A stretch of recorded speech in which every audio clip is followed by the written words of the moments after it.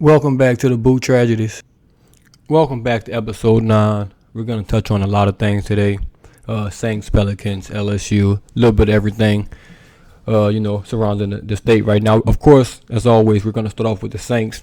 Hop right into training camp. We're going to start off with the quarterback play first. I know everyone's, interested in the quarterback play. That's the biggest news surrounding the Saints so far this year is the quarterback play. Who's going to win the job? Who's going to come second? What do these things mean? All right. Right now, I think it's no gap between the two quarterbacks. No one has separated themselves where it's like a point of no return. It's way too early for that. Just been like a week of practice, so let's not get too ahead of ourselves on that part. However, if I did have to give an edge to someone, drum roll please, use your imaginations. Jameiss Winston probably has the slight edge right now over Taysom. That doesn't mean Taysom's performing bad or anything like that. But just from all the reports, all the videos, and the practice I went to, Jameis has been having the better, time so far. Not by much, but I think he does have the slight edge right there. Still a long way to go. Before, obviously, anyone can make that decision on who's the starting quarterback going to be. Still a lot more practices and pads. Obviously, 4 preseason games or 3. Not sure if they cut one, but it's still preseason games nonetheless that they have to play. So it's going to be a long time before someone can make that decision. 2 standouts. I chose 2 standouts from training camp so far. Like I said, it's been very quick, very short. So the standouts, not really going on a lot. But on offense, Marquez Callaway, I'm just going to go on and say it right now. He's wide receiver 1. Traquan left with an injury today. I don't think it was major, so I think he'll be okay. He'll be back. But Marquez Callaway has by far looked like the best wide receiver on the Saints team. And I think he's going to just step into that wide receiver role. Like I said, he may be listed as wide receiver 2, but I think he's already the best receiver on the team when Michael Thomas is obviously out and things like that. So, hey, man, if you play fantasy, if Marquez Callaway is out there 7th, 8th, 9th round, I would grab him. On defense, Marshawn Lattimore, he's been absolutely balling. Contract year, so you expect it, man. Like I said, guys in contract years always go crazy. They always ball out. You should just expect that by now. Like, if a guy's playing for money, it's a different type of time he's coming on. So he's been playing super good this offseason. Like I said, super early. But obviously, we know he's got top 5 cornerback talent, And if he wants top 5 money, you're going to have to play like a top 5 corner. So I'm glad he's bringing that energy and things like that, into training camp this year. Also, I think the receivers aren't as good as other teams, so maybe it's a little easier for them. But, hey, you only can compete with who's out there in front of you. I wish MT was out there so both of them can be getting better and things like that. But you take it, man. He spoke on the suspension. He said if it comes, it comes. If it don't, it don't. Nothing he can do about it. And, that's the only outlook he can have on it because it's nothing he can do about it.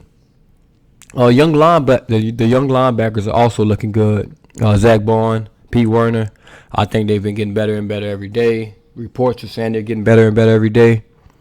So that's good, man. I don't know if they're competing for a spot or they're going to play opposite linebackers, but just the fact that they're competing and get better, it doesn't even matter. I think they'll split time anyway, so we'll see what that comes. Interested to see who gets that first crack at it, though. I think it'll be Bond just because he's been in the system a little longer. The young wide receivers, man, look good. Jalen, he's been looking good. McCleskey, he's been looking real good.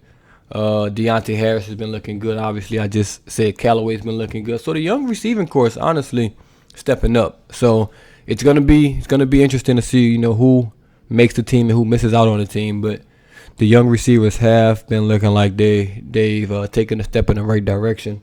So you're always looking for that. And speaking of the young guys, also was supposed to mention it was the quarterback play. The deep ball is back. I promise you, the deep ball is back for the Saints.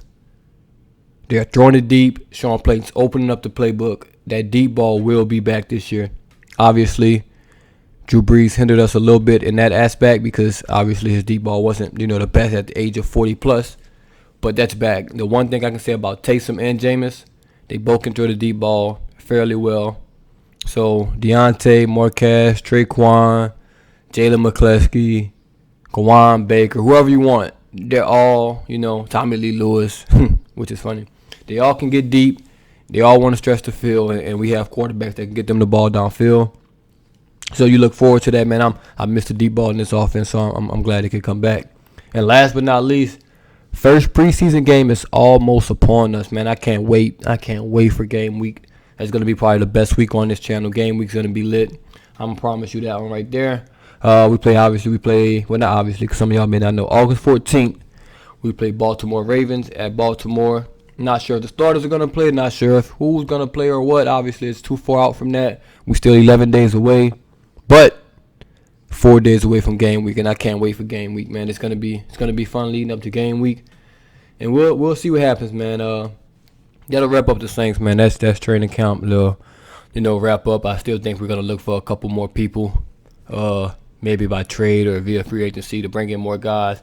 Usually rotate guys in and out, So we'll see what happens. Now on to the New Orleans Pelicans. I made a couple videos about them already. The Lonzo trade that we've all seen. And brought some guys in. Obviously the Bledsoe and Adams trade from a while back.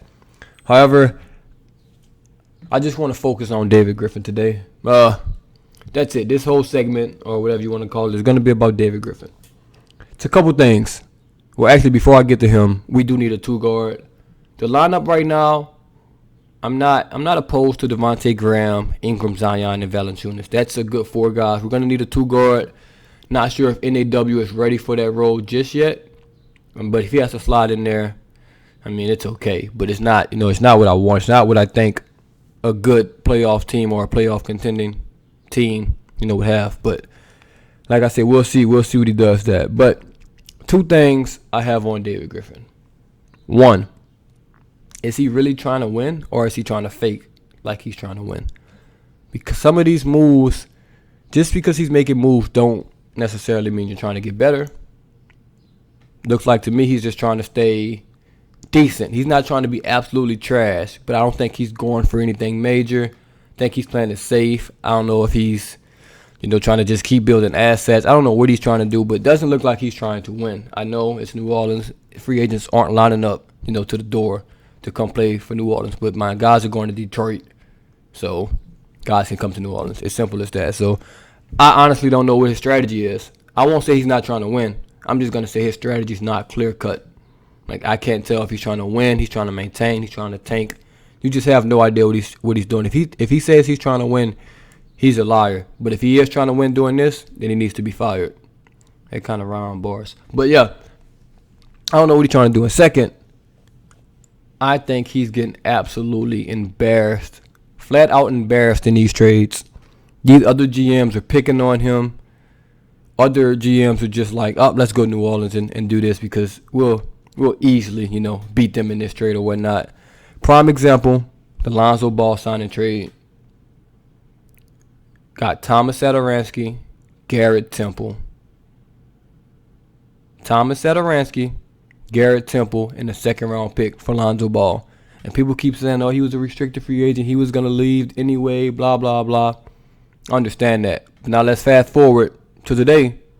DeMar DeRozan, 32, 33 years old, DeMar DeRozan, who's just a role player at best, just went to Chicago, and Chicago gave up Thaddeus Young, who's a good role player, a first-round pick, and 2 second-round picks just to get DeMar DeRozan. That's way more return than what the Pelicans got for Lonzo. And DeMar's not even a restricted free agent. He could have just left. He could have went anywhere he wanted. And the Bulls still got, not the Bulls, the Spurs still got more return, than David Griffin got for Lonzo Ball, who's a restricted free agent. Doesn't make any sense to me. Think he lost that bad. But my main thing about this summer with him and with the Pelicans is, do I think they got worse? No. Do I think they got better? No.